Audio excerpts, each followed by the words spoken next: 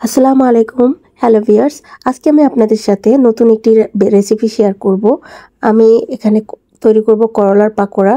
এজন্য আমি একটা করলা নিয়েছি।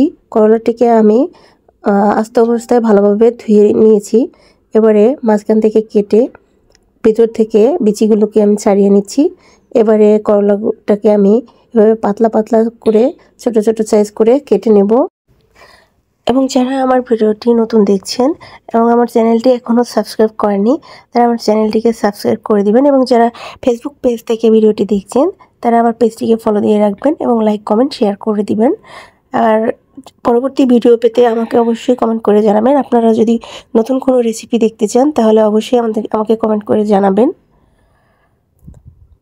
আমার করলাগুলো কাটা হয়ে গেছে। এবারে আমি নিয়ে নিয়েছি পেঁয়াজগুলোকে আমি ভালোভাবে পাতলা করে কুচি কুচি করে কেটে নেব।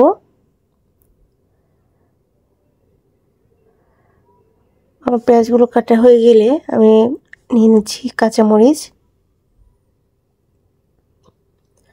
কাঁচামরিচগুলোকে আমি ভালোভাবে কুচি করে কেটে নেব। আর করলাটিকে অবশ্যই কাটার আগে ভালোভাবে ধুয়ে নিতে হবে, কারণ আমি কাটার পরে আর করলাতে পানি দিব না। আমার মরিচগুলো কুচি করা হয়ে গেছে। এবারে নিয়ে নিচ্ছি করলা, এর সাথে অ্যাড করে দিচ্ছি পেঁয়াজ কুচি, কাঁচামরিচ কুচি, হলুদ, মরিচ গুঁড়া, দিয়ে দিচ্ছি কারি মশলা, স্বাদমতো লবণ, এবং আমি এখানে 2টো ডিম দিয়েছি।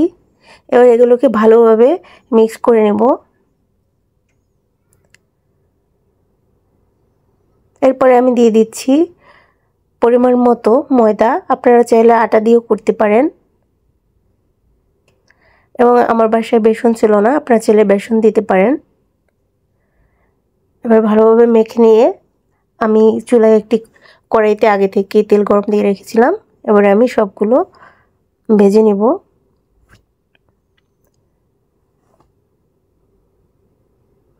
এ সময় আমি চুলার আঁচটাকে কমিয়ে রেখেছি।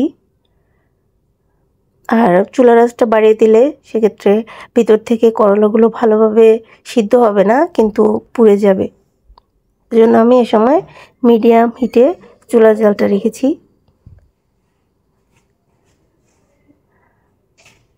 আমার পাকোড়াগুলো ভাজা হয়ে গেছে। এবারে আমি তুলে নিচ্ছি। এবারে আমি বাকি পাকোড়াগুলো ভেজে নেব। আপনারা যদি আমার প্রতিটি প্রসেস ফলো করে তৈরি করেন, তাহলে আপনাদের পাকোড়াগুলো অনেক সুন্দর হবে এবং খেতে মজাদার হবে, কোনো তেতো লাগবে না।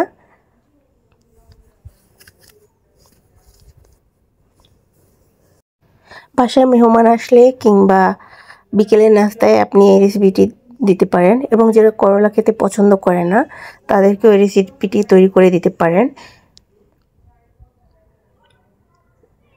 আর সচরাচর আমরা এভাবে করলা দিয়ে পাকোড়া তৈরি করি না। আমরা বিভিন্ন রকমের পাকোড়া খাই, তবে এটা দিলে কিন্তু মন্দ হয় না। আমার পাকোড়াগুলো ভাজা হয়ে গেছে, এগুলোকে আমি তুলে নিচ্ছি। আজকের মতো এখানেই বিদায় নিচ্ছি। দেখা হবে পরবর্তী ভিডিওতে।